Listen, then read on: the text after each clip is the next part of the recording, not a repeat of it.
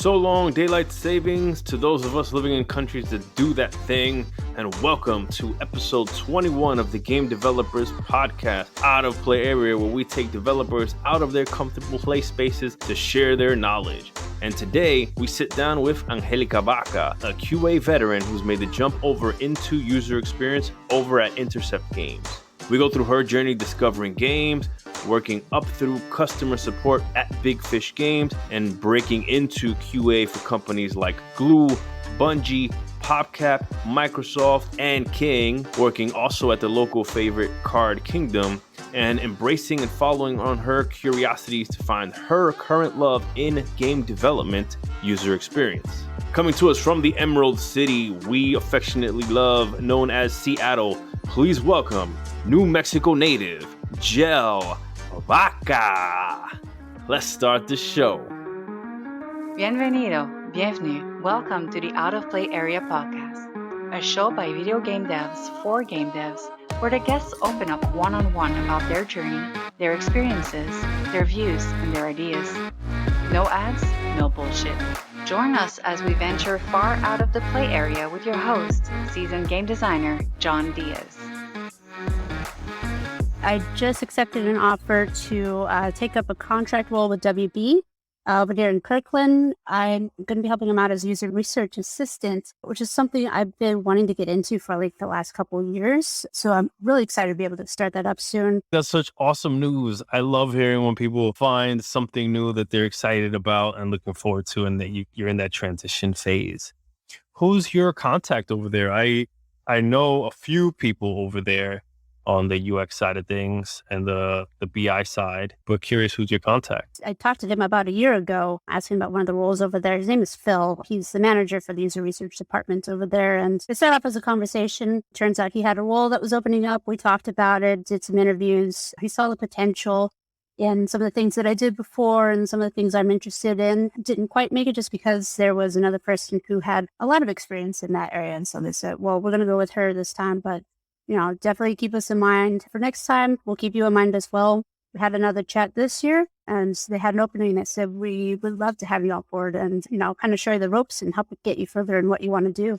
Was that the result of you continuing to follow up and apply, or did they reach out to you once they had an open role? How did that materialize? It actually was me reaching out. After our last conversation last year, I was in a position where I was looking around again, doing some learning on my own. And I kind of just reached out to him and I said, hey, I'm looking around again. I don't know if you guys have anything opening up, but if you do, just let me know. I'd love to talk to you about whatever and, get some more learning in. And he said, we actually do have something coming up. And I kind of skipped some of the areas that we would have done before because we've already had the conversation. Was it a formal interview at all? Did you have to meet the team and go through that, or? Yeah, and a lot of them were the same ones that I talked to last time too. So it was very easy to just get into a conversation with them. That's so cool. And you probably had a bunch of little news stories that happened in the past year. Yeah, they didn't know anything about some of the stuff that I'd done with the last role at Card Kingdom. And so it was a little bit chatting of what I've been doing in the meantime, plus some of the extra learning I've been doing. This is for UX. Is it user analytics or user research? What exactly does it entail? Yeah, this particular one says user research assistant. I think other departments will call it UX research or user research or something along the lines. For this particular role, it's going to be helping out with the lab work. So I don't know if you've ever gone into one of those sessions where people want to do play tests, usability, get some feedback on stuff. It's going to be helping them out with that stuff, making sure that I can manage the people that are coming in, set that stuff up for them, help them collect results, which we can take back to the designers, people on the team, and make the features better for the game. I love playtests. Playtests are so vital to what we do, making any game, and especially getting feedback when something is ready, right? When something is decent enough to be controlled and have a player experience it. I love being behind the glass, right? And what I mean by that is usually it's like those two-way mirrors, right? Where you can see them, but they can't see you. You get to see people that are not familiar with your content, that don't work with you, experience your game. And more often than not, it's usually heart-wrenching, right? Where you just like wish you can steer them to tell them, hey, press this button here, or how did you miss this obvious glaring sign that I spent so much time developing and designing for the player not to get lost here? Yeah. playtests are vital. And so, but you guys call them a lab. And I wonder what your experience is with coordinating those, conducting them. What are your go-to tools when you're setting that up? Yeah, so actually I got into this stuff as a QA person with one of the teams I was working with at King. We did a lot of internal play tests. We didn't have the stuff that was going out to the users or anything just because we didn't have anything like that. We didn't have people that did this type of thing. QA ended up being the people that would kind of help out with some of that stuff. And so it's a lot of making sure the build is ready for people that are going to be playing it, setting an environment up for that, setting those certain situations up that you want to get tested. Maybe giving a forward to people ahead of time and just saying in the email, just say, this is what we're doing.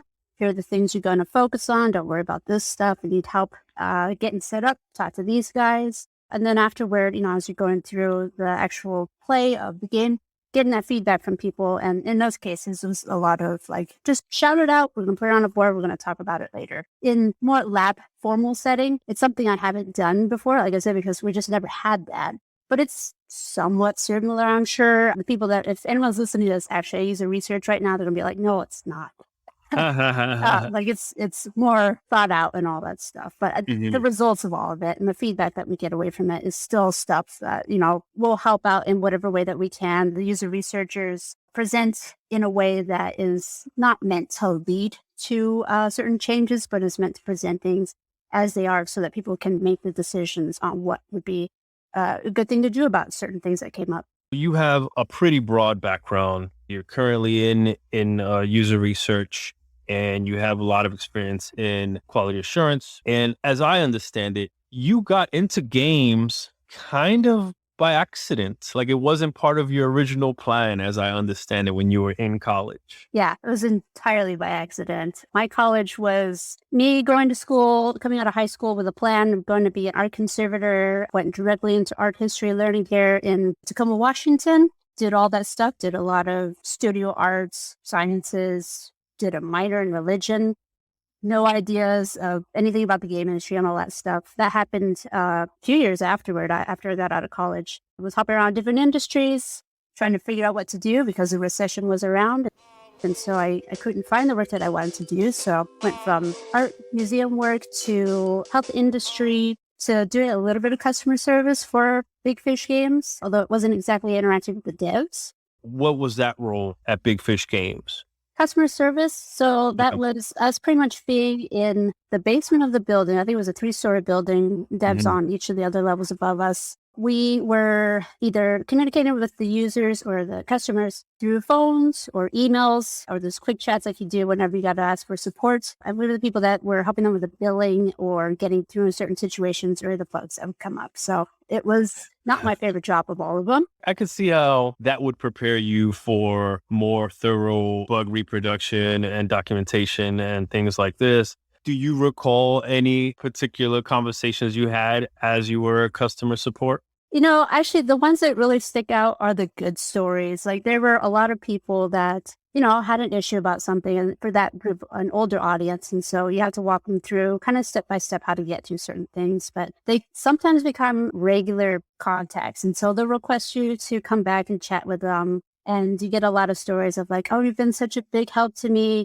I want you to know how much this means to me. These games have helped me through some really difficult times. And that's kind of the thing that I really enjoyed about getting into the game industry, was that for me, in my own story too, is that games do mean a lot to a lot of people in different ways. And especially in those ones that are going through really difficult times. Like, it's nice to be able to say, I helped them through in this different way. The thing that I admire about a lot of the people that I work with are the empathetic muscles that they tend to have for the player and for other developers. It's funny, as you mentioned that, I remember when I was on the NES days, and you turn over the cartridge at the back of the box and you could see the Nintendo hotline, and you can call the Nintendo hotline and you're put in touch with the game pros, essentially, that they know these games inside and out. And you could be like, yo, I'm stuck in Zelda. I don't know how to get past this dungeon. Walk me through. And so I'm curious, on your side of things, do you have like a wiki with all the answers, or do you have to kind of go off your experience to progress through an issue? How are you set up for the support? That's actually hard to answer because they had different people to answer questions like that. So they had us on billing, they had other people to help overall on the phones, and they actually had different people that were helping out with those more game-related questions other than the billing. Oh, so you on the billing side. I was on the billing side. Okay, those are kind of straightforward issues, I would imagine. Yeah, they were mostly trying to ask, like, why am I on this membership? I don't remember signing up for that. But I think I remember hitting one or two of those ones in my time, and they offer a lot of games over there for that company, and so I don't Big believe they fish. had a wiki for them. So it was a little bit of either one, relying on those people that were already there who had the knowledge of the game, or to go through a little bit yourself, a walkthrough along with them. Because one of the types of games they did was the search games. Like you have to go and find an item on the screen. And so it's a little hard to describe it sometimes. You're like, oh, you got to go and look for this item over here and just look really closely. It's dark. My only comparison is more tactile, Where's Waldo style. Mhm. And that is at least a 2D drawing image. But I imagine the way that these search games are built digitally is you can just kind of layer on items and items and items to make people kind of dig through. I think it depends on the game, but even some of those, they can get difficult. They let us have access to some of those games, and so I play a lot of those type of games just to pass the time. Learn Cool. some of it just in case, but yeah, they get hard. Were there any perks of being part of Big Fish for access to their games or things like this? I did share a couple of games with some of my family. They were a big fan of Fairway Solitaire, which is, I think, one of their big ones. And one of the things about Big Fish to know, and I think they still do this, every month to celebrate the birthdays of all the people in the company, they have a cake day. And so they put 2 different cakes on each of the floors of the building. And so they put it in an email. They say, all right, cake's out, go get your cake, happy birthday. And people go running across the building, across all the different floors to figure out which one had their favorite cake flavor. Yeah, it's a mad dash. I know. Yeah. You got to get there first for sure. So this dynamic was interesting because I always picture myself from the dev floor development side, the dynamics of an office being what they are, people on different floors and different offices. But generally, yeah, going out of my way to connect with each and every person that worked in the same building. And what you're saying is that you guys were pretty much cut off from the dev floor. In that particular instance, we were. I don't know if it's still that way now, because I know they've moved buildings for one, and I'm sure the company's changed a bit since I've been there. Usually contractors, I think, is how we did it in the CS department. And so we only had access to that first floor and maybe the one after that to get to the reception area. So we really didn't have a lot of access to see what the teams were doing or talk to even the producers or QA or designers or any of that. So Yeah. I didn't get an introduction to games that way, but I did get to help people with their games in a way. Going from Big Fish, this is where you stumbled into your first QA contract with Goo. Yeah, I'd reached the end of my contract with Big Fish Games to do a surgery, and this was something I knew was going to come up for me for a while, but it was finally the time to do it. I broke my jaw on purpose. It was both the upper and lower part of my jaw. And they also went in and did a little bit of trying to correct a deviated septum in my nose. Mm-hmm. So I went into that surgery and it was a little more complicated than they had originally planned for it to be. So I ended up staying in the hospital for a few more days. It was kind of touchy is what they told me. They were a little scared for me while I was in that. And I do remember actually waking up during that time and my face was swollen up. It looked like I was fight with Rocky and just kind of lost real badly, You were facing Mr. T in part 3 or Dolph Lundgren in part 4. Yeah, no, it's such a good movie, but yeah, I was on the bad side of that. My mom actually was sitting there next to me with an iPad, or it was a Kindle actually. She had a Kindle with her. I had this little dinky zombie shooter game, and I can't remember what the game was, but I was pretty rough where I was. I had my mouth wired shut, my face is just swollen, and playing this little game, and it was such a good release from the pain that I was in and just like all the trauma that I kind of felt like I'd gone through during that whole process. I was so thankful to have that as a distraction. And, that kind of stuck with me. And so while I was recovering at home, I was applying for jobs because I had nothing better to do other than survive. I happened to see on Craigslist there was an ad for being a QA tester with no experience necessary. And I said, that sounds sketchy. What year was this for people that are looking at it and be like, what, Craigslist? I can get work on Craigslist? Yeah, that was 2012. It's a little while ago. And I said, no experience. Sure, I'll put in a application for that. I think it'd be funny. Like, I grew up playing games. Like, that would be really cool. But I never saw it as a job. Like, it never occurred to me that was something that people could actually do. What was your first love as a video game? I grew up in a family that had a lot of uncles. One of my uncles, the youngest one, had an NES. And so that was my first introduction to that stuff. I think we played a little bit of computer games as well. But the one I remember for that one was Star Wars Empire Strikes Back. I think it was. On the NES. Yeah, if you go out and look at the videos, I'm sure it's really terrible. But I remember it being the coolest thing because you start off, I think it's Luke on the Tauntaun, and you're like going through all these like platform levels. And it was, it's Star Wars. It's really cool. Okay, it's like a 2D side scroller, platformer action. Yeah. Wow. Yeah, they got some sweet things going on here with like a compass and a mini map and kind of depth to it as well. With like kind of multiple roles where you can be at the foreground and the midground. Yeah, you gotta watch the video for that. yeah, totally. Hey, I'm going to link this in the show notes. NES Star Wars Empire Strikes Back looks ahead of its time, looking back on it. We should have more of those now. But yeah, I graduated to the Genesis after that, and that was my first console. And so, we ended up playing a lot of Mortal Kombat games. I'm glad that, a movie just came out. I saw all that. I'm a big fan. What a great first game to go back to. Mortal Kombat was big for sure in the 90s. I remember Mortal Monday, those commercials were insane. Of course, all the salacious news and blood codes and all this, but truth be told, it was just an awesome video game in terms of feedback and action and iconic characters and really cool mechanics with all the moves and the finishers and things like this. So if Mortal Kombat was one of your first early ones then. Legit, right?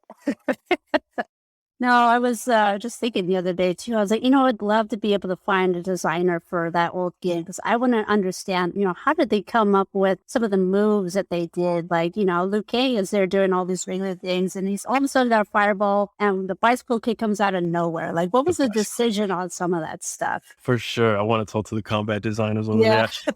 I have definitely a list of people I want to speak to, right? Like Ed Boon, John Tobias, those guys. Maybe I might get lucky one day and invite them on. Definitely want to pick their brains of the beginnings of Mortal Kombat to where it is today, right? I think we're number 11? Yeah, I'm pretty sure that is. And, that's kind of the ironic thing is now I'm going to be working with WB. That's kind of full circle for me. Because they own NetherRealms. Yep. Yes. And you'll probably be potentially you might be testing some of their fighters, right? So that'll be awesome. Could happen. Yeah, I'm not exactly sure yet, but, opportunity is there. I love it. I love how things come and go in this industry for sure. So you were recuperating in the hospital, connecting on tablet. You see this job role on Craigslist and you apply for it with just kind of like, oh, what the heck? Why not? That happens. I didn't expect to hear back from them. Eventually I did. I got an email back and they said, hey, we'd love to have you in the office and chat with you about this role. Where is the best place to send this information? Is it this email address? And they gave me an email address. And I said, no, that's not the one. I tried this one here. It was a little bit weirded out by I wonder whose email address that was, but oh well. So I got the information from them to the location in Kirkland. This was for Blue Mobile, which is actually just in the news recently. They are now acquired by EA. I think that's what it was. Welcome to the mothership. They are at EA. Our mobile team gets stronger and stronger. Well, now they've been around for a while. I got the email to come in. I went in that day dressed in a dress. My mouth still wired shut. I was still trying to get my strength back from recovering, working on trying to open my mouth 3 fingers wide. That was my goal, to be able to open it that wide. Yeah, it was very hard. I could barely get one in, I think, at the time. And they had me in and they sat me down in this room. And if anyone who's actually listening to this from that interview could probably give me a more accurate number, but it felt like there were 8 to 12 people in that room. Jeez. I was in the center of them, in a circle. And they said, thanks for coming in. We're excited to hear about you. And I said, yeah, my mouth is still wired shut, but let me know if I can repeat anything or if it gets too bad, I'll write things down for you guys just to help out. And I said, no problem. I'll let you know. Let's start off with your experience at Microsoft. Can you tell us about that? And I said, I have never worked at Microsoft. And they're like, what? And they looked down at their papers and they said, it says here you worked at Microsoft. And I said, no. And they looked again. They said, your name's Angelica, right? And I said, yeah. They said, this is your resume, right? And I said, no, that's not me. And so they all kind of had the freak out moment. They looked around at each other and they were like, uh-oh. For sure. In all my years and all the stories, I've only seen this thing in movies, this whole mistaken identity thing where you vet people, you have a resume, you have an email. There's all one-to-one connection, right? And I've never heard of this happen before. This is actually amazing and fortuitous. Yeah, I mean, the chances I maybe met one other Angelica in person and in a class before. It doesn't happen that you meet that many people with that name. And so I think that's probably their confusion too, because they're like, oh, that's a memorable name. It's true. No, in my family and friends, we have a few Angelicas for Mhm. sure. You are the first Angelica I've connected with. I'm from New Mexico, but up here, like I said, I haven't seen any, but there is another one out there who was a tester. Okay. She was my start into the role. And so, when you don't actually have the matching resume that they have in front of you, they said, all right, well, how about you just talk about yourself and we'll get to know you and we'll find your resume while you're talking. And I said, all right.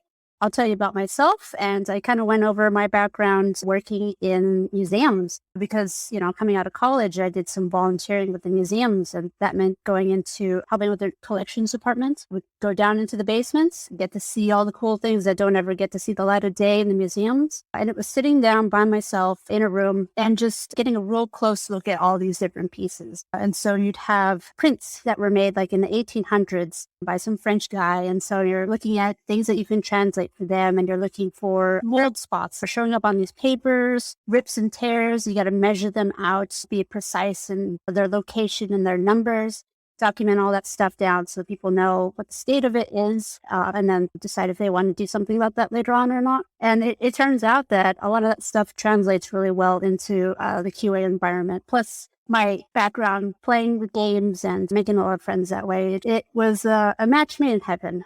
100%. I could see how doing that archiving work, I don't even know what the tense of the proper way to say that is. Archival work? Yeah, that'll work.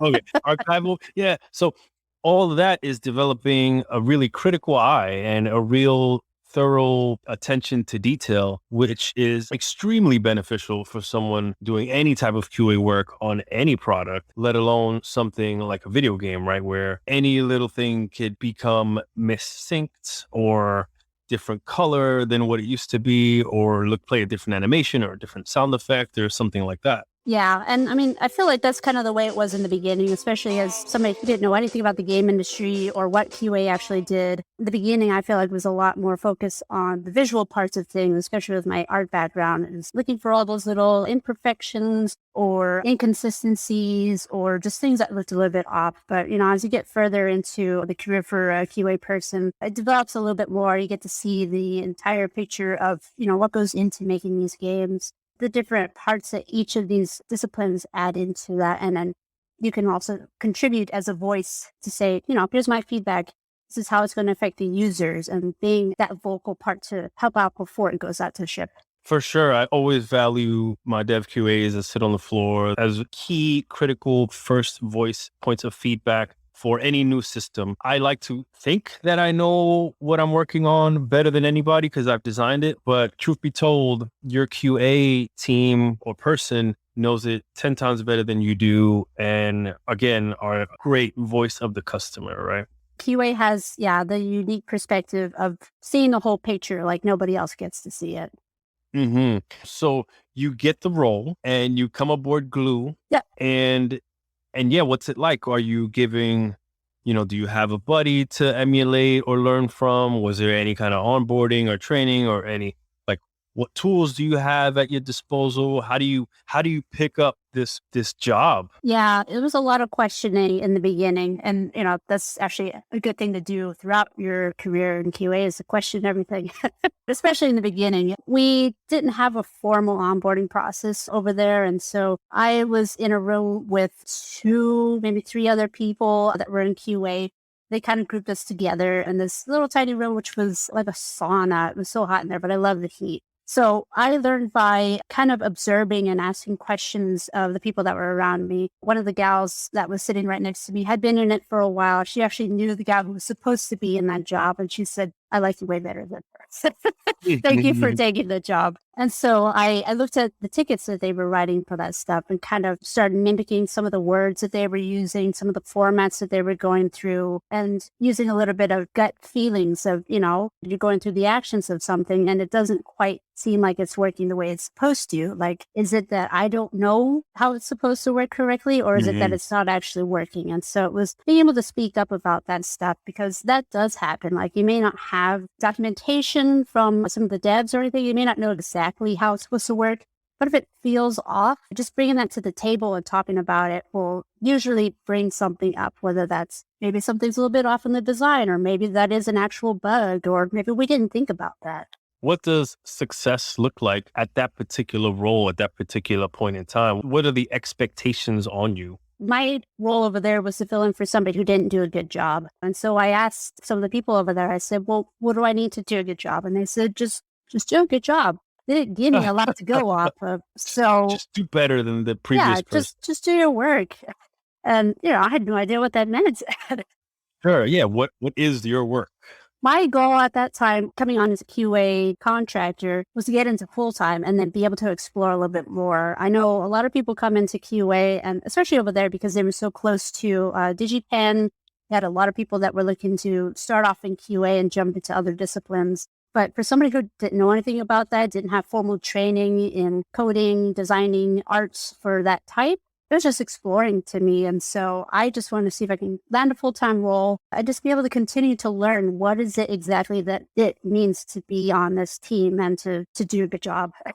Did that eventually come to fruition, or were you able to transition to full-time? I did. It was a surprise to me because I was so new to it. And there were a lot of people there that had been there for longer than I had. I think they saw both my dedication to the team and to my work, as well as I kind of have a little bit of a thoroughness that I have in my work as well. And so I think they said, I think she can grow in this. I think she's going to do a good job for us. And so they hired me on as a full-time person. How vital would you say writing skills are to the job? You're going to be doing a lot of writing as a QA person. That's probably one of the first things that you'll go through is being introduced to the ticketing system. We use Jira a lot in many of the places I was at. Some of the people will use different things, but it's being able to do technical writing. And I remember when I was younger, having some teachers in middle school that were trying to teach people how to do technical writing. And I was like, who would ever use this? Like, maybe people that are teaching people how to use the shampoo on the back of their bottle. But it really is a lot like that.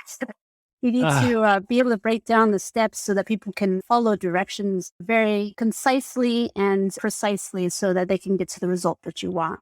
I love that analogy for people that aren't as familiar with what's the difference between technical writing and, I guess fictional writing or something like that. That's a great way to frame it is, well, look at the back of a bottle of shampoo or any other product that has directions. And that in itself is technical writing, right? Being able to eloquently break down the key steps to use something or accomplish something or play something or reproduce something. Technical writing I can do. Fictional writing I cannot.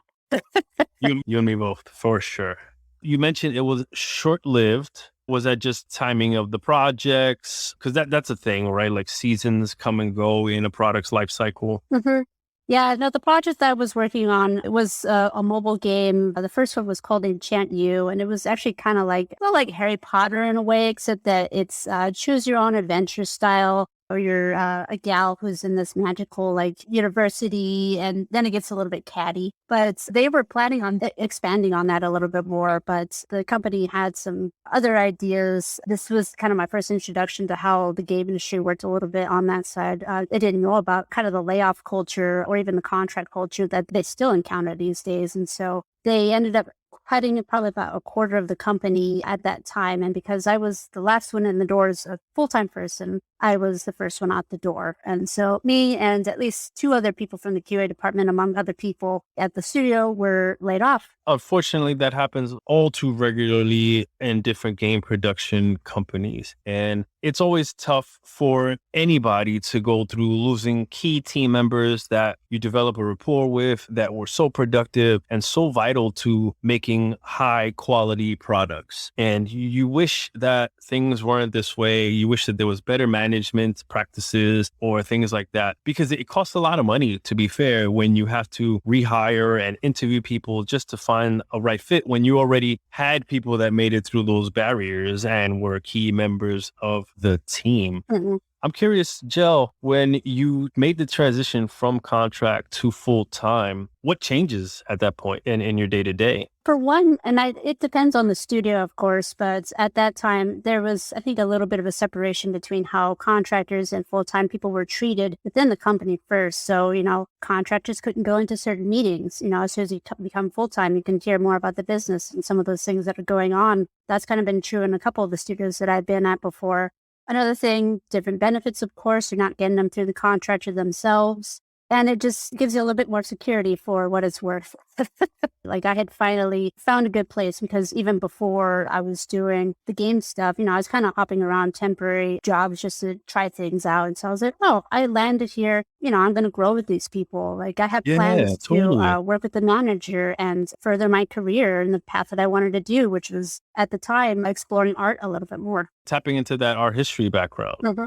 So there's layoffs that happen, just the general nature of the business, money coming in, not meeting projections, and then having to let go of the last people that were brought on as an easy way to assess, right? You wish there was a little bit more thought going into this thing to be like, okay, well, let's actually break down the people that are superstars and we really want to keep, right? And then have to make even harder decisions. You can kind of understand that perspective, but it seems like you got some sweet roles afterwards, after Glue. Something that amazed me when I came out of that first layoff was that people were so helpful to try to find another role for me, just because it's a small community, especially here in the Seattle area. And if you make good connections, not burn your bridges, people want to help you. They want you to land in a good spot and continue what you're doing. And so I was amazed at that. And so because of that attitude and the helpfulness and support from the people at the studio that I had met, I was happy to continue looking in the game industry, even though it felt bad to be laid off. Sure, by this point, there was a few contract expirations, and then at this point you went from contract to full-time. So I had a short stint at Microsoft. It was about a week where they did some formal onboarding, unlike what I had done before. I had started maybe 1 or 2 days on a project, which at the time was State of Decay. I think it was the first one. Oh yeah, by Undead Labs? Yeah, which is terrible for me because I'm afraid of zombies. Did you know that that's what you were going to be working on? No, I had no idea. It was fun to try out, but I was just like, ooh. So this sounds like the universe was helping you out then. Yeah, in a way, sparing me a little bit. So yeah, I only stuck around for those 2 days after the onboarding when Blue contacted me back again. And they said, we actually just had one of our QA people who survived the layoffs. He's moving over to another place. And so we have an opening. If you're wanting to come back, we want you to join us full time again. I said, yeah, sure. I enjoyed working there for the short time I did. And it's a full-time role. I'll come back. So I did for a couple more months. Was it kind of the same position, same role? Same role, different team. I was helping out with a mobile MMO game at the time. And so it was learning to step up a little bit more. At that time, it was actually learning to do test cases, which I hadn't done before. So writing those out, coming up with plans and talking a little bit more with the devs to come up with testing processes for that. Oh, okay. So at this point, full time, you are working closer with devs. How would you break down a test plan? Like if you were to give me an example of a test plan for people out there listening. My work at King, I think, has been a really big contributor to this stuff. It was allowing the QA to really have a good in on some of the meetings with the devs to understand what was coming up on certain things. Being able to see the beginning thoughts and acceptance criteria for certain things helps you to start getting things in your mind and just say, all right, here are the things that we need to do. Here are the features that we're going to be looking at. And start thinking around different scenarios of what does it take for something to be accepted in something, what needs to work for it, and what are the cases around that in the opposite direction. How do we know if something is failing gracefully, if it doesn't work right, and how do people respond to that? It's hard for me to imagine anybody that doesn't know King. I think, in fact, you've highlighted 3 of the biggest names in mobile development between Big Fish, Glue, and King. Uh-huh. And out of all of those, King definitely stands out for their titles. Anybody who's played any mobile games, I'm sure, knows King games. The in-between for Glue stuff and King stuff was going to different studios for different contract jobs. So I went to PopCap, which was helping out with mobile stuff for about a year or so. Went over to Bungie, which was not mobile, but it was something different, something to try in the AAA area for Destiny 1 when that was releasing. That seems like a very different game compared to the ones you have worked on. Yeah. And then coming into, that first person shooter, MMO kind of style console game, do you have to be good at the games you're QAing for? Or what would you have to tell to anybody kind of looking at making a big jump like that? So I think that's a little bit dependent on the team too. Like I know there are some situations where people expect you to be really passionate about that game or maybe have some knowledge of that genre to be able to properly test it. But at the same time too, I think some of the fun of being able to try out these different studios and games is doing things that you don't normally always do or don't always enjoy, because it gives you a lot of variety. It gives you a lot of different tools under your belt as you go on to these other things, and it gives you new perspectives to start looking at. So when I went into Bungie, I had only played Halo once. I am not a first-person shooter type person just because it makes me a little bit seasick.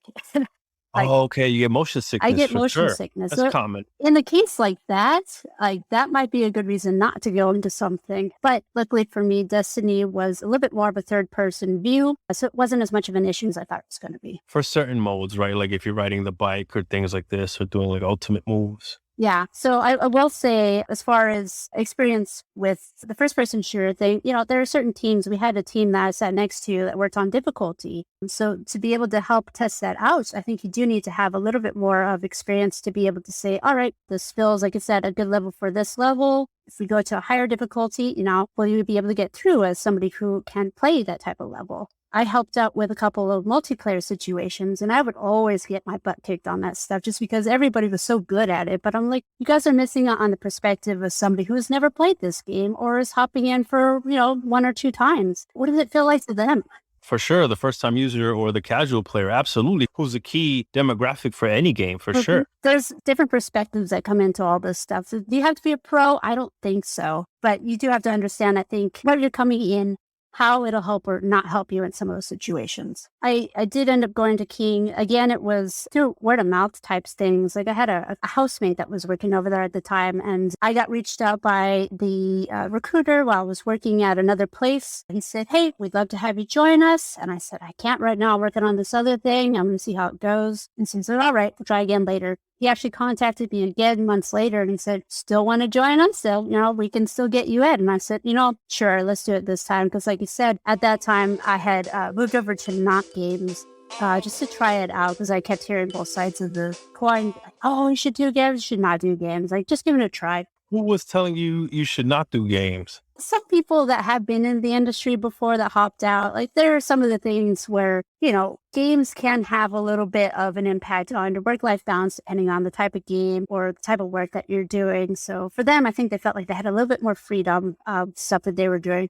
A little bit more boring, yes, for them. But they said, I feel like I can get paid more for the things I'm doing and not have to worry so much. Okay, I could see how that would be tempting to hear from people outside of games to say, hey, you can do the same type of work, make more money, and have better work-life balance. And so you decided to take them up on it and see if that was indeed true.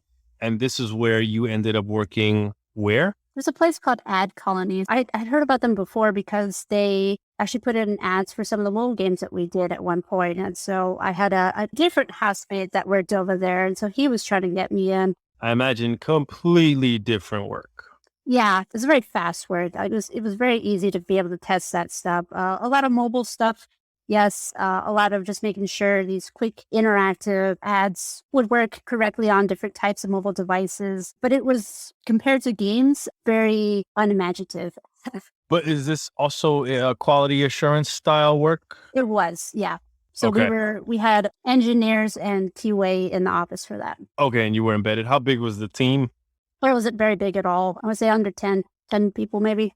Nice. Okay, so very intimate. Very intimate. The hard part was that it didn't seem like people enjoyed some of the things that they were doing versus, being in games. It's all about passion and people enjoying the stuff that they're working on. And I love being able to have those random conversations during the day about some of the stuff you're working on, which you would never hear anywhere else in a workplace. So when I I saw that these people that I was working with at the other place, the non-games work, it kind of was a little bit of a drain on me. And I was like, how do these people go about their work doing it just for the money? Like, where's the passion in the work? And as much as they say that, you got to have passion to be in the games industry, it does kind of ring true a bit. I take it for granted, right? I've only known work in games. I admit that it's not hard to get excited about the things we do or the things we get to work on and the opportunities we have. And so to that respect, I can understand how a place like a digital ad agency would pay you more money, because how else are they going to lure you away from these other types of jobs that are out there, right? If not for at least having more money, to make it worth your while to come and do this work that people tend to find harder to get excited about. Mm-hmm. That's totally fair. So how long did you last at Ad Colony doing that totally different work that was hard to get excited about? That's a good question. I think it was somewhere between 1 to 3 months, something like that.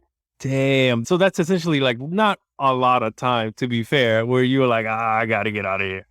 Yeah, no, it made enough of an impact on me that it didn't feel right to me. I felt like I was in the wrong place. Well, that's awesome. You gave it a shot, right? Like people were like, hey, you should get out of games. Life is better on the other side. And you went, checked it out for yourself, got a taste of it, and decided, nah, I want something different. What was that something different you wanted after Ad Colony? Well, like I said, I got reached out to about the Kane job, and I had friends over there that were already over there. They seemed to be enjoying the stuff that they did in the company they were working with. I said, sure, I'll give that a try. Candy Crush, that's a big name. You think? Just a little bit. Yeah. Just a little bit. So I ran over there and I joined them. That was actually right at the time when this little studio was acquired by them. And so the studio itself in Seattle was called Z2, and they weren't working on Candy Crush itself. They were still doing the types of games that they were doing, which was mid-core games. Didn't never touch Candy Crush. Are there any games that are out that you can talk about that you helped work on? The last one I worked on actually got sunsetted while I was there. So I was with them for about a little over 4 years, and King got acquired by Activision Blizzard. And not too long after that, there was a company decision to kind of change directions in some of the things they were doing. And so our studio ended up getting cut out from that deal. And so the studio was shut down. And I was part of a handful of people that were there to sunset the game that we were on, which was called Paradise Bay, which was on different mobile devices. Okay, but you were there for a good group of time. And when we were talking earlier, I got a sense that you really grew in your role there, in your craft of quality assurance, and even getting to branch out into what you're doing now or exploring some different interests. Can you walk me through what that was like being able to work with devs and being able to kind of grow and find other areas as a result of play tests and things like this? I feel like it was a little bit scrappy in the beginning. We had a small team QA that were working in the open office environment with our devs. I was originally on a project that never got released, but people were very excited about doing this thing. It was a lot of fun to work on just because it had a lot of character to it. And we were just pouring our heart and soul into this thing. And so that project in particular, we did a lot of extra work on because, part of the challenge on that one was kind of finding the fun of the game, finding what is it that makes this game what it is. And it had a hard time kind of finding its voice. And so we did a lot of different things, a lot of different changes. I got really connected to the team, working with all those different disciplines. At that time, I switched over to doing live ops stuff. And so helping to kind of manage some of the A/B testing that they were doing, learning about deployments, creating processes for that stuff. And so I was expanding a little bit more to my tool belt in the QA realm.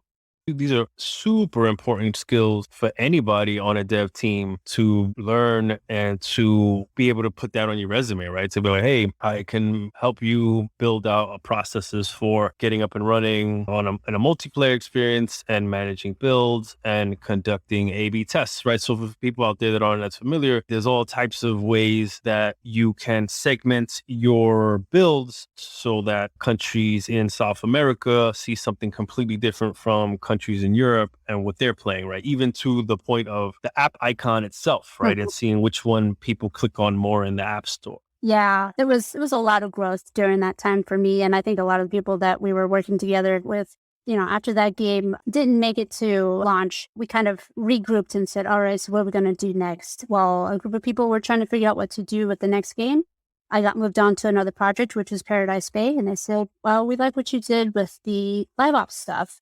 We want you to do that and help them out because, the game is already launched, but we're still seeing a lot of fires here and there. And so we want to see if we can smooth those out a little bit. So it was joining a new team, learning how they learned and adjusting to any of the different tools, processes that they had, and seeing what we can do to improve on that stuff. And a lot of those different things will help QA people if they're ever interested in things like production, which is, one of those steps that a lot of people tend to see is that QA molds into production because of that sort of skill set. 100%, Jill. I'm glad you bring that up, right? For a lot of people, QA is a wonderful step in the door to then find what excites you, what skills, what are your superpowers. And I've seen a lot of people grow into design roles, people grow into engineering roles, people grow into art roles. Definitely a lot of people grow into producer roles. Totally see that happen much more often than not. Which RPG path did you end up going on? I had a lot of people telling me they saw me as a producer, and maybe that's something that's still in my future. Does that interest you? Does being a producer interest you? I mean, like mentioned in the beginning, I was interested in user research. I started to discover, my interest in art was always still there, but it kind of fell on the wayside for a bit. And while I was working on this first team at King, I heard about a role which was UX UI, and I'd never heard about that before. And I was like, it was always just UI. Like, what is UX? And so, I talked to some of the people that were doing that role and, was focusing on the user side of things, kind of coming up with the flows of certain things, and just really having kind of that empathetic view of making sure that people can understand the way things are supposed to be and not be too difficult for the reasons that they shouldn't be. To someone from the outside looking in that is a consumer of these games and is used to playing whatever King game of choice you want to cite, how would you describe to them poor UX versus better UX? Or how can someone spot like, ooh, they don't even have a UX team versus like, oh, you can tell that they have a UX team looking at these things? The example that I think a lot of people might use for good UX, and it's not in games, is like look at Spotify. Like that kind of transformed how you're looking at music. Like now we have a platform that will customize certain lists for you based on your history or certain things that you've liked. And it makes it effortless to be able to find and discover new things. And that's part of what, having good UX is making things effortless in as many ways as possible. But at the same time, too, I feel a little conflicted sometimes with those kind of designs because, we're humans. We got to learn somehow. Yeah, we are shielded from all the power user settings and buttons and categories and things like this to dive in, which that's how I grew up, right? I grew up in the era, probably much like yourself, right? I grew up in the era where before UX was even a profession, and a lot of this interface was built by engineers. And so you essentially had to have the mind of an engineer to use any of this stuff, right? Yeah, I mean, that's actually a good example there is if you want to find something that is UX focused versus not, sometimes you can look at things that engineers have built without having a designer on there because they'll say, it functions, right? It does the work. But if you got to go through, it's one, not pretty. That's your UI there. It's easy to find things? Is there a hierarchy of how you're organizing things on the page? That's a little bit of that, making it easy for people to read. And then, thinking about these days and hopefully before accessibility, like with the audience that you're trying to reach, is it easy for them to access this stuff as well? 100%. I'm glad you brought up accessibility. It's easy for us to design things for ourselves and what we're used to, right? We're fully able people with 2 hands, 10 fingers. It's important to account for less able people, all types of things, right? Like people that have sight challenges, hearing challenges, and things like this, people that have to play with 1 hand and all types of different controller configurations. So I'm glad you brought up accessibility. I'm curious if there was anything you guys did on that team for accessibility features. One of our guys on the team who has color blindness, and so we often go to him for some of those feedback on making sure that things could be still readable for somebody who can't quite see the same colors the way that some of us others would. That's a great call. I've had a few guests on the show point out their particular color blindness. There's a spectrum of it, and what colors, when mushed together or next to each other, become hard to distinguish, right? Like I can't tell that's red when it's next to green, right? It becomes like an orange color, right? Like I don't know, right?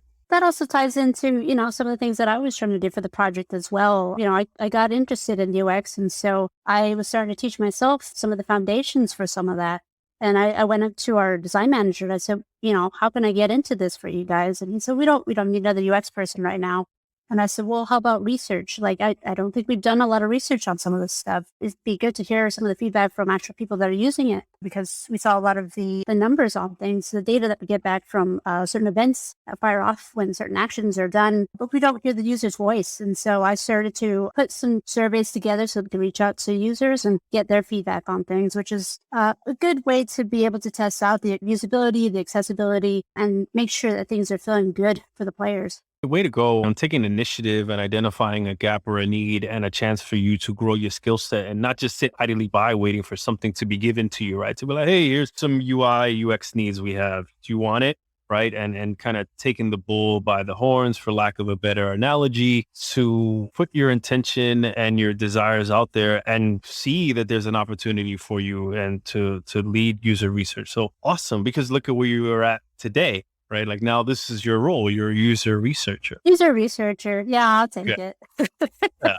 That was advice I got from someone before. Like, if you want to get into something, if you're passionate about something, you cannot just wait around for something to happen. Like, you got to go out and do it. Like, you got to put in the work for it. When people see that you can do that, showing off some of that work, that's what gets you into the role. And I've seen other people from QA move into different roles because of things like that. Heck yeah. This is how people navigate these volatile roles, where it's the easier decision to make when you have to break down your team and you simply just look at, hey, who are the last people on the team? Okay, this will be the first way for me to get down to this magic number of headcount, right? To save budget or something like that. And this is how you make yourself more valuable, right? You add value to your name and your contribution to the team, that it makes them hard to say, oh, Jel came on at this day, but look at all these other things that she's doing for us. She's too valuable, right? For us to replace her would take X amount of time, X amount of dollars, and things like this, right? So this is something that benefits us all to hear, right? To never get complacent and to always find work that needs to be done or that's not being done, right? And kind of volunteer for it and put yourself in that position. Yeah, I mean, I'm kind of one of those people that always goes and finds something to do anyway, but I think it's good practice even for QA people, whether they're QA career driven or if they're looking to explore as well. Like, just having that knowledge of those different areas will make you a better thinker all around, and being able to understand some of the issues that can come up and to be able to talk to the people in the same way that there's good communication in the way that you're giving feedback. Like, it is super valuable to the devs to be able to have those conversations with QA like that. Absolutely. Feedback is the name of the game. Is how our products get better, and we can all get better at giving constructive feedback as well as receiving feedback. I've seen people get really defensive about having their ideas challenged or picked apart, and really there's no end to getting better at receiving and giving feedback. Particularly, definitely in written form, I would suspect. Written form, I mean, you can say that in tickets, like that's one of the communication ways that we did it a lot for a number of places. So things that come up in the comments, even some of the bugs that people write sometimes, it's to become a good QA person. I think it's in the beginning, understanding the difference between criticizing somebody's work versus, like you said, giving it like a good actionable feedback that is not meant to harm or hurt anybody, but meant to help the product. You know, it's a little bit of tone, it's a little bit of being able to have that good relationship, the working relationship with people, to be able to give that kind of feedback. Because if you don't have that, you may come off as a little bit standoffish or like, I know this because I'm better than you in some way. And it's not like that. It shouldn't be like that. Yeah, for sure. Like, writing can come off in a completely different way than how it would have if it was spoken. And I'm curious, two questions come to mind is how many bugs would you say you wrote while you were at King? And as well as I would like for you to give me an example of like a poorly worded bug versus like a well-written bug. For my time at King, I could not give you a number. Like, I'm sure somebody was tracking that, but I do remember at one time somebody had a graph of the number of tickets that we wrote in. And I think mainly because I was doing the live work, which meant a lot of things that would come in from live things that we're responding to, things that were coming in from CS, my own stuff that were coming in from the devs. I had a lot more input because of all that stuff among my already hardworking ways. And so the graph showed that I probably took about half of the pie on that pie graph for the tickets. But it's hard to say that that represents anything because I was also there probably longer than some of the other people as well. If we just take like what was that over the course of the project or the course of a year or a course of months? That might have been a couple years. I can't quite remember. Okay. Would you say it was like hundreds or thousands? Probably thousands.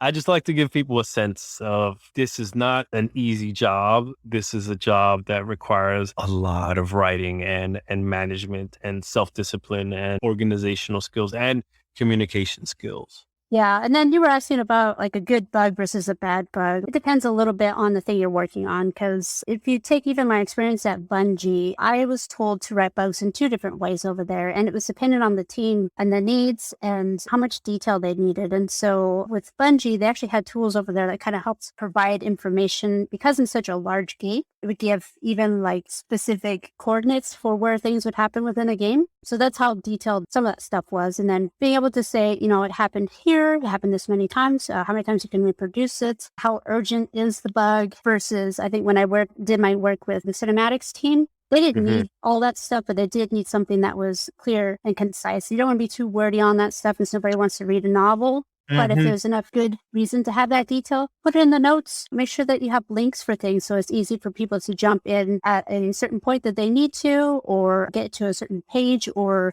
some sort of resource that you're using. If it's another external tool that helps them get there, put that stuff in because it makes it easier and you'll get thanked for it.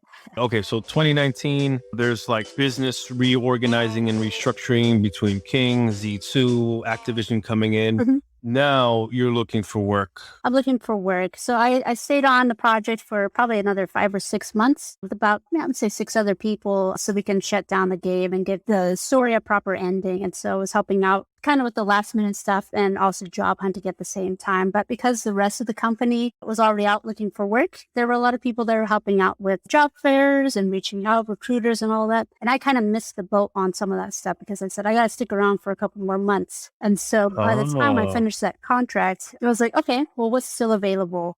We had ArenaNet that also had layoffs days after our studio got shut down. And so there were a lot of people in the area looking around for jobs. And so at the time that I got let down from the contract, there weren't too many things that were the things that I was looking for. So I was like, well, I'd love to be able to get into UX, user research. You found your little particular niche or area of expertise that is a growing field, is super valuable in this space.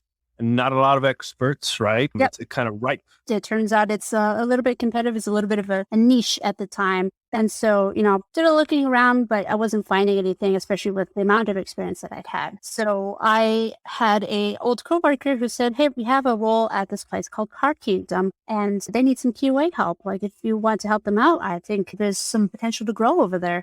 And I knew about the company because I was a frequent goer of their stores. They are both an in-person store where they sell board games and have a restaurant over there. So a lot of the gaming community of both types kind of goes over there and just relaxes, play some games. But they also have an e-commerce site where they sell and buy Magic the Gathering cards online. And so I knew about them because I used to participate in what they called the Gauntlet, which was a charity event that they would do here once a year. And it would benefit one local charity group around here, and it would change up throughout the year. And that was something I always kind of believed in. And I said, we should participate in that. So I got some people together when I was at King, and we participated in some of the tournaments, which was an all-day board game tournament against other game studios. And you're raising money for a good cause, and you're competing against other people who are passionate about games.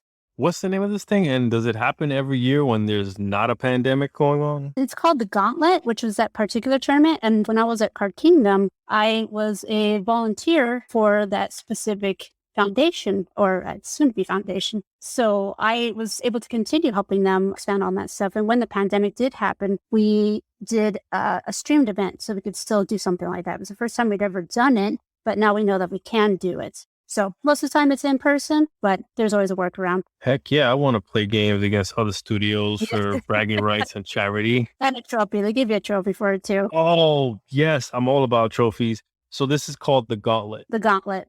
So you get in at Card Kingdom, and they are not a quote unquote game development studio, but they're more a board game store that has an online presence as well, that buys and sells board games. So you are coming in to enhance all of their digital online stuff. Yeah. So we are remaking their websites, and we are working on some of their internal tools because, like you said, when they made some of that stuff, it was built by engineers who didn't have a lot of thought for the design of it. And so we wanted to update that so that it could be a little bit more current and more easy to use for... I came on as a QA lead originally. That transformed within a couple of months into a QA manager because the company had never had somebody with QA experience in that role. Like they had some people within the studio who said, we're going to be QA. We think this is how it works. Let's do that.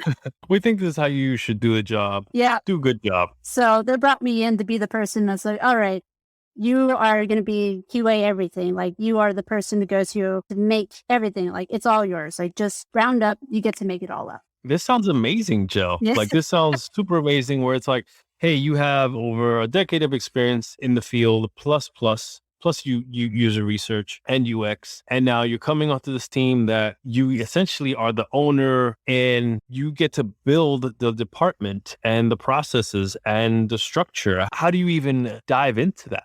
You go back to the basics first. Like we had the one guy there who was doing things, and you could already tell, like, he had a lot of good foundations for the way that QA think and just his detail for certain things. And he also had a little bit of coding experience as well. And so he was able to, talk to Des very easily and dig up some information from our website. And so that was a good start right there. And so we kind of just said, all right, well, let's go talk about how do we write these tickets?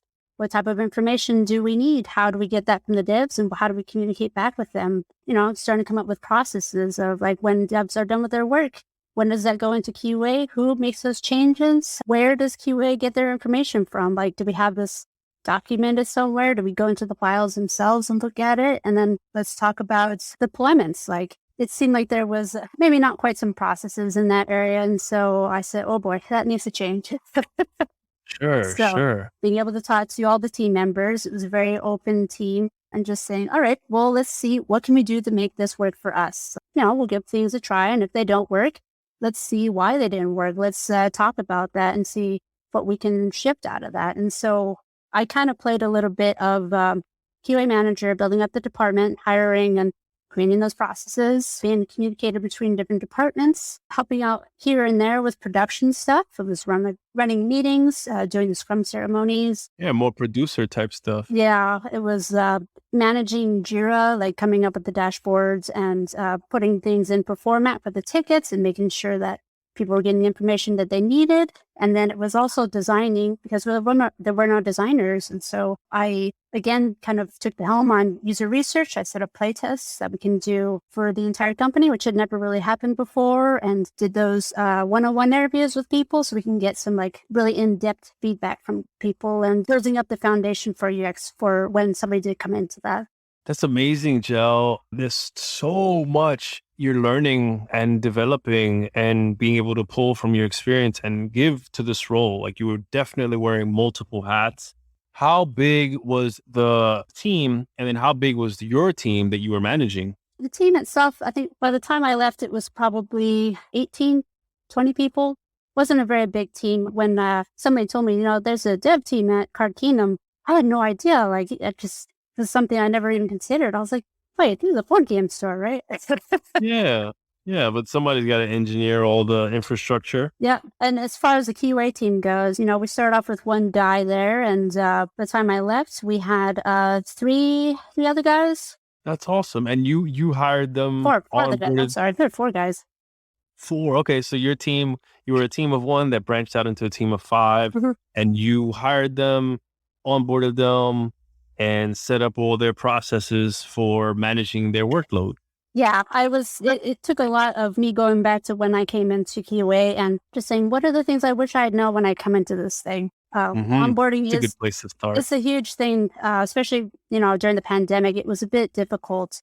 And I know there's a lot of places that are hiring more senior roles because they know how difficult it is to hire somebody from scratch remotely. And that is something that was one of the challenges I kind of had to figure out. Yeah, what type of tools or processes did you implement to draw from the things you didn't have when you were first starting in your earlier roles? So for this role in particular, it was especially difficult because they have all sorts of processes through different departments that don't interact usually with the dev team.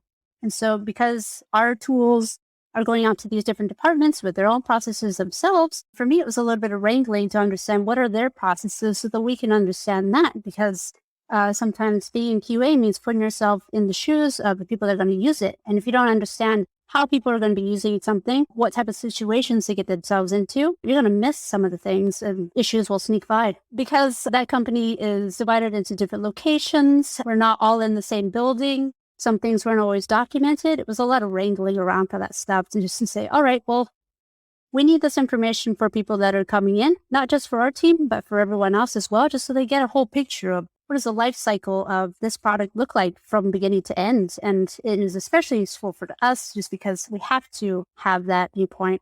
And when you say the life cycle of this product, what's specifically the product? On the website side of things, we're buying and selling Magic the Gathering cards. And so different processes for each one of those. Okay, so I go to Card Kingdom and I'm buying and selling Magic cards. And so each card or each set, how do I divvy those out? You can, well, it depends on what you're buying. Yeah, curious. Well, what's the breadth of products that I can buy? Yeah, so if you go on the website, they have like the booster packs. They got these and I haven't played Magic in like 20 years, so I was like relearning all this stuff too. So I may not even have all this stuff correct, but there's like the commander sets. They got the booster sets. They got the smaller packs. Individual cards, you can buy those. You can buy them in bulk. There are like so many different types of cards, so many different generations of the cards. And so we need to make sure that all the new stuff is in there correctly, all the old stuff is still working correctly. And so it's like managing that database, managing that inventory. It is a lot of database. Wow. Yeah. I can definitely respect that. That's amazing. Yeah. So testing was a bit different on that one. One, because it was a platform I hadn't done before. And two, because there was a level of complexity that was different than I'd done before. Still a little bit of that creativity that came with games, but at the same time too, it was a challenge because everything is so interconnected with each other. And because there are so many things to test, we had to bring in automation, which is something I hadn't done before personally, but you can see the value in it when there's so much that you got to touch. Absolutely, yes. How can we have gotten this far in an interview about QA and not have touched on automation and the latest and greatest trends? Well, it's probably more because it's an area that I didn't have a lot of experience myself. Like, it's something we had tried to bring into at King, but on my particular project, we weren't able to do that. It was more one of our other projects that did a bit more on that. But yeah, that's a whole area that I just... It gets a little bit more technical than my skills allow me at the moment. For sure. Yeah, I've always had the conversation of like, yeah, man, I could write a script that can spawn a dude and, drive him to all these different edges of the map and generate events and then spit all that out in a log, right? And then, that gets chopped up by some machine and then, just kind of automation testing really to be like, the world loads, the collision's there, you don't fall out, and all these other triggers are successfully completed. So that I've always talked about that stuff. I've never actually gotten around to setting it up. Yeah, that's part of the problem. Like, there is so much that you can do with that. It's being able to have somebody who can dedicate the time to it. And that's something that we did. Was that first guy that we had in QA, we moved him into the SDET role for automation. because he had that good mindset. Like I think in order to do that, you got to have that same ability to plan certain things, and that technical writing will help you out because it's going to be a lot of what you do. Yeah, for sure, right? I can totally see how you're writing the directions that an SDET, so like software development engineer and test, could write down and build an algorithm and some tools for, right? Mhm. Like that, it's definitely a 1-2 punch there. Throughout my career, I've done a lot of learning on my own, but I've also had a lot of people that reached out to me about questions of, what is it like to be in QA, or how do I get into something like that? Or tell me about some of the methodologies or tools that you're using. Like, I'm always open to some of that stuff. I actually just had somebody reach out the other day just to say, hey, can you be a mentor to me? And I love being able to do that and just see where they're at, what kind of problems that they need to solve. And that's what QA is, a lot of problem solving. And so I think of it as a wolf pack kind of discipline, is being able to have something that you can bounce ideas off of and talk to about this stuff is really useful. So, if anybody needs a conversation or to figure out where they need to be to get themselves into a certain spot in their career, like, always just happy to chat about it. Awesome, Joe. Yeah, because you've worked in a lot of different places up here in the Seattle area and seem to be very well connected. Are there any groups or organizations that you would call out that were helpful or that people should look into joining if they're looking to grow in this space? I think the best thing for anybody, and especially QA, to do is to just a network. Like, just talk to the people around you, talk to your teams, get to know them, because that will, one, make it so much easier to work with them, two, make it more enjoyable, and three, it'll open up doors for later. Yeah, that's an awesome call out, Joe. I've never turned down any person who's reached out to me via email or Slack internally that's asking questions about, hey, John, you designed the system. This is what I'm seeing. I'd like to know more, right? Or, hey, I'd like to know how this works. Do you have any documentation, any example maps that I can load up? I love proactive people that reach out to me, and I'm always eager to educate more people how something works, how something's meant to work, right? Because that just empowers that person to better contribute to what they see, what they talk about, what they report, what they experience, right? And even bounce ideas off of, Mhm. right? To be like, hey, I meant this to work this way. And I was like, well, actually, as I play it, it's playing out very different from what you meant. And then I'd love to bounce ideas off that person. So totally plus one, that notion of connect with your teammates. There's definitely a broad spectrum of people that are open to connecting or like to be more like headphones on, heads down, working all the time. Yeah. And, everybody works in different ways and has their own attitudes about how they communicate, but just be able to understand people work in different ways and respect those boundaries if there are boundaries too. Yeah. I'm curious, how did you enjoy leading and managing your team? Because there's essentially two types of people out there, right? There's people that really enjoy people managing and mentoring and helping people grow and share their wisdom and help them get to the next level. And then there's people that are not that way and really like to be kind of the individual contributor, right? That IC routes. They just be like, hey, I just want to do my work. I like to collaborate, but I don't want to be responsible Mhm. for other people's careers. Yeah. I've done a lot of bouncing back and forth on that stuff. Yeah, I mean, I think a person could be both, but you might find that you like one better than the other, or you may find just a point where you say, all right, I'm going to transition to this other thing. I really did enjoy doing the IT work, but for me, it came to a point after doing it for so long where I wanted to try something a little bit different. When I moved into the lead role, that was a little scary for me at first because one, I grew up being a very shy person. Like, I'm not that person that was always going out, and I wasn't very vocal. People used to think I was a mute. Did you have siblings growing up? I had one younger sibling, and I was not an only child. Okay, so you were the oldest. Yeah, but yeah, it surprises me these days just how far I've come as a person and developed myself for all that stuff. Because, like I said, younger me would say, "Hey, what? You're in the game industry and you're teaching people to do this stuff?" Like, I would have never dreamed of that stuff. I love doing that part. I love doing that exercise of what would 2021 you go back to 2005, let's say, version of you as like words of wisdom from the future. Mhm. Yeah, I mean, you never know where it's going to take you. But, again, when I was a kid, I wanted to be a sports coach.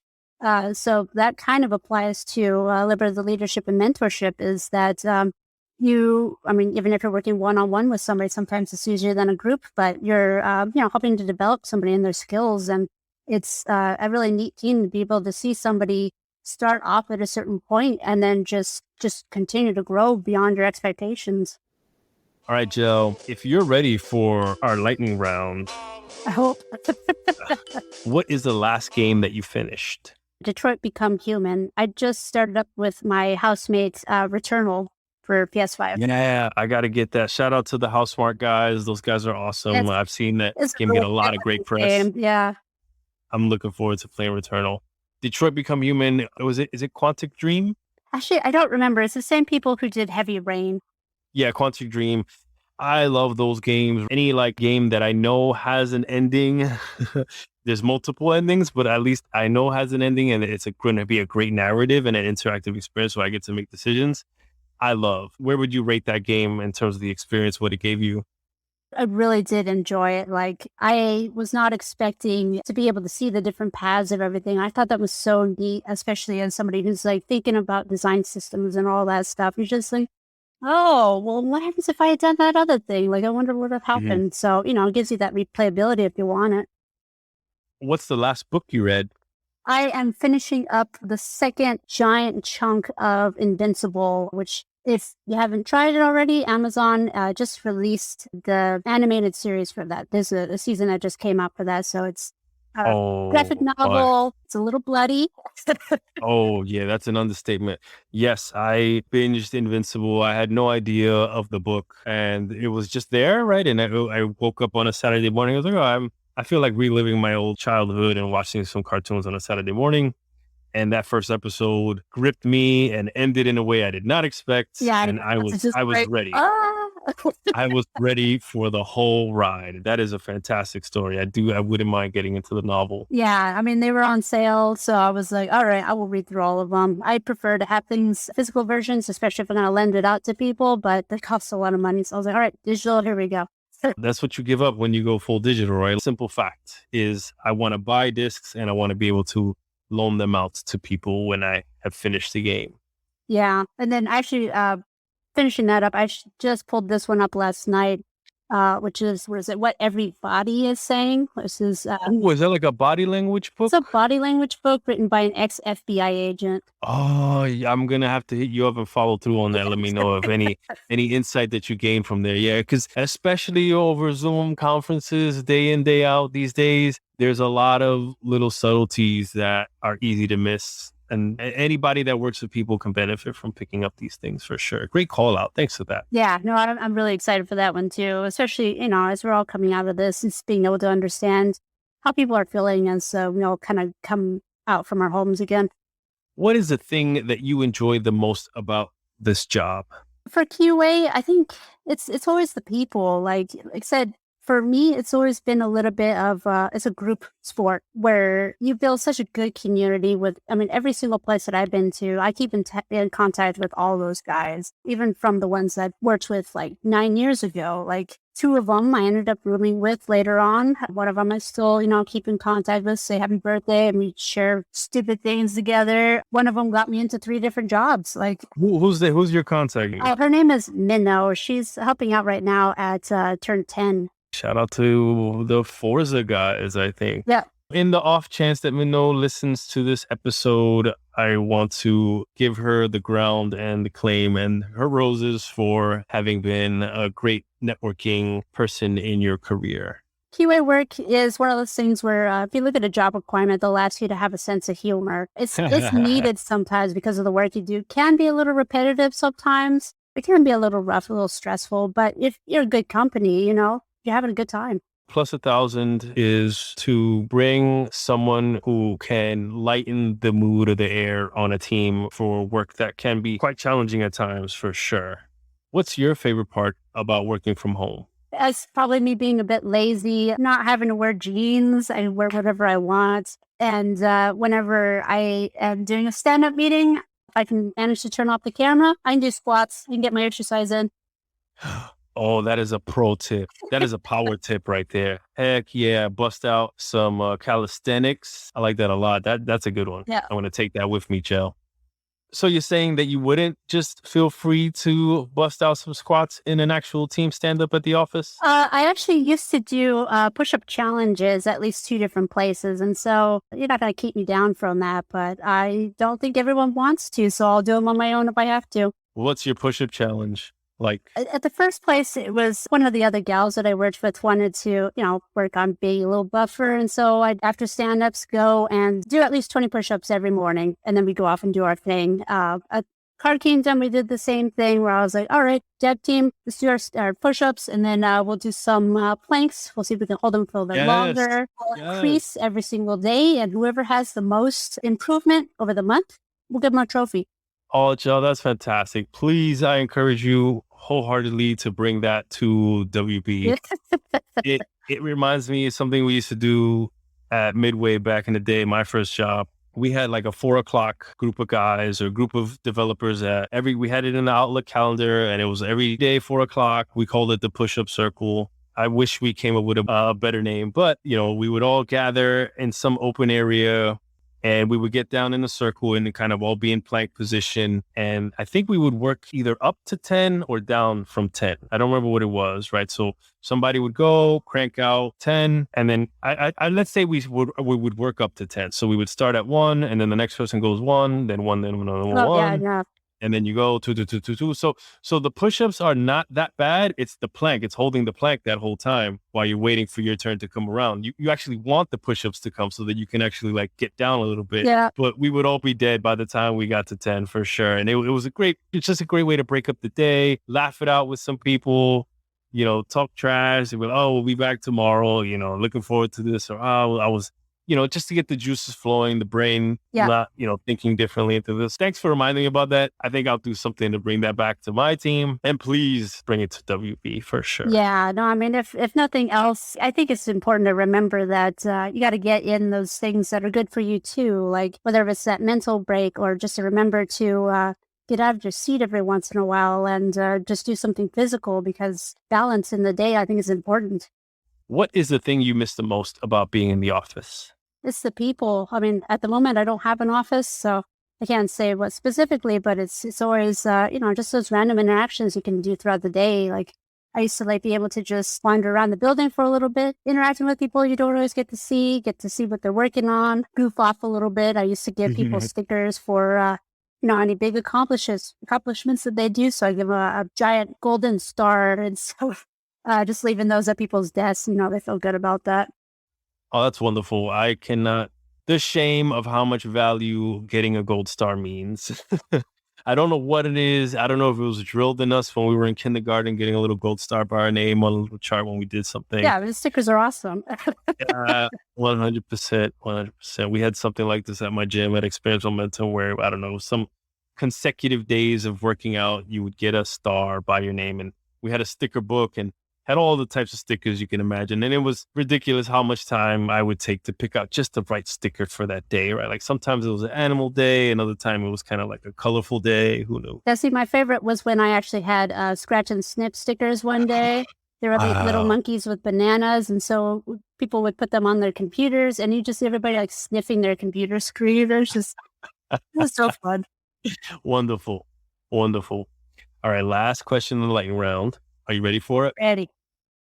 If you weren't doing this, which is user research at WB, what would you be doing? What is your alternate calling in life? At this point, I said I could always go back into my original goal, which was art conservation. But at the same time, too, maybe something just off. Like I used to do some work with like nonprofits and all that. And so doing something that can help out others, I think something that can be meaningful is something that's important to me. That's great. Where can people connect with you, reach out to you, see your work? I think you have a pretty awesome website.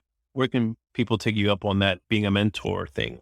Yeah, so I'm on Twitter at Jellbell, Jellbel. You can find me on LinkedIn, Angelica Baca. Should be able to see it by the experience here in the Seattle area. Great. And then your website? Website is jellbaca.com, but that's with one L, JELBACA.com. Sweet. I'll make sure to link all of those in the show notes for the people who are interested. And finally, if you had a great time, something we do here on the show, Gel, is we let you nominate someone to fall out of the play area behind you. And so anybody who has at least shipped one game and you think would make an awesome guest on the show. Well, I would take you up on your mission to potentially find a designer that worked on the original Mortal Kombat. If you could do that, that would be awesome. Oh, challenge accepted. There is a recent documentary that came out about Midway. I think it was called Insert Coin. Yeah, it had all those guys on there. And I follow Ed Boon on Twitter. So I'll definitely see if I can work some magic in the network and dig up some of those people. I'm sure they might even be at EA if I look hard enough. Thank you so much for that nomination. That's exciting. Yeah. I look forward to that. I'm going to track down some original Mortal Kombat devs and bring them on, or at least invite them. All I can do is invite them and hopefully wish that they accept. Yeah, I hope so too. That's a great one, Jill. Thank you so much for that. Are there any last words you have? I think you've been an awesome guest. Thank you so much for being brave enough to come on the show. As I reached out during this time where people were talking about QA are not really game developers, and I put my foot down with a bunch of other friends. I'm like, the hell they aren't. I'm gonna bring a bunch on the show to talk about what you guys do and how important it is to the craft. Thank you so much for coming on. Do you have any last words for the listeners out there that you want to share? I mean, I agree with what you just said. Like, QA is definitely a part of that family, the developer family. People just say, it's a good entry level job to get into the roles that you want to. And that's not always true. Like, sure, it is an avenue for some people to do that, but it's a great place for people to just be QA, just continue to grow themselves there. And we have a lot more worth than some people give us credit for. So for any QA people that are out there to say, hey, I feel like I'm not feeling like quite part of the team, like you're a huge part of the team. They wouldn't be able to do the things that they do without you guys.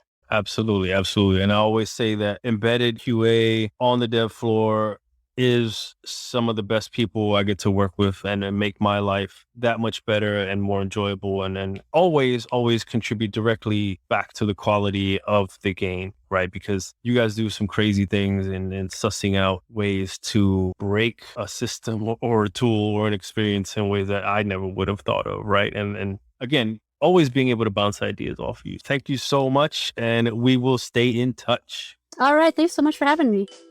What an epic journey Gel's been on in this industry. It definitely says something about the development hub and endless opportunities available here in Seattle.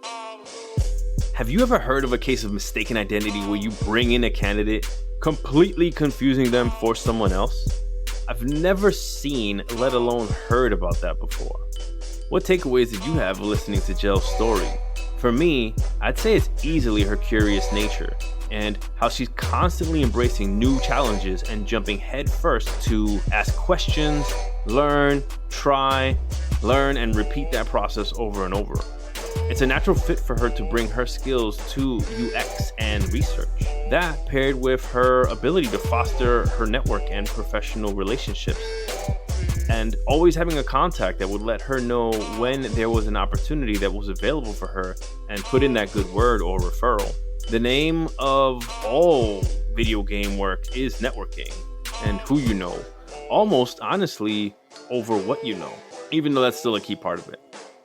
On the next episode, we feature Elaine Gomez, a game designer for Brass Lion Entertainment, who will share her journey through our beloved industry. She's part of the industry's new blood, and for her time here has already made immense waves, being a co-founder of Latinos in Gaming and part of the Game Awards Future Class, as well as a prominent inspiration for all people of the global majority, especially Latinas wanting to get in and do the damn thing. I'll mention, for the sake of my nieces, también es la primera dominicana y puertorriqueña game designer that I've met. That episode drops on Monday the 22nd, the week of US Thanksgiving and Black Friday Madness. So make sure to follow us so that you don't miss out on that episode. Thank you for listening, devs. If you found this episode informative, I ask that you pay a link forward to a developer to help grow our listener community.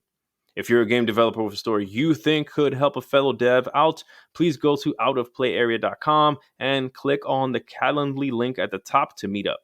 Please make sure you get approval from your manager or studio's PR or HR team beforehand.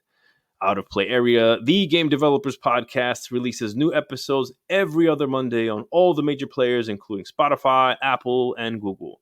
Please make sure to follow us to see what developer falls out of the play area next time. I'm your host, John Diaz. Until next time, devs, stay strong, stay true, stay dangerous. Mega Ran, bring them home. Flight attendants, prepare for takeoff. Cabin crew, please take your seats. We are now about to enter the out-of-play area. Yeah. If you can't reach me, I apologize.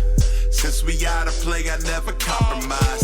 John D, NYC, know we got the vibes. Make sure you hit that follow and you hit subscribe. Out of Play Area Podcast. Out of Play Area Podcast. We out of play. It's just a little something for the game devs. Stay strong, stay true, and stay dangerous. Had to switch the styles for a challenge. Best thing out of Harlem since young Miles Morales. A new podcast comes to provide the balance with game dev veterans and rising talents. Out of play.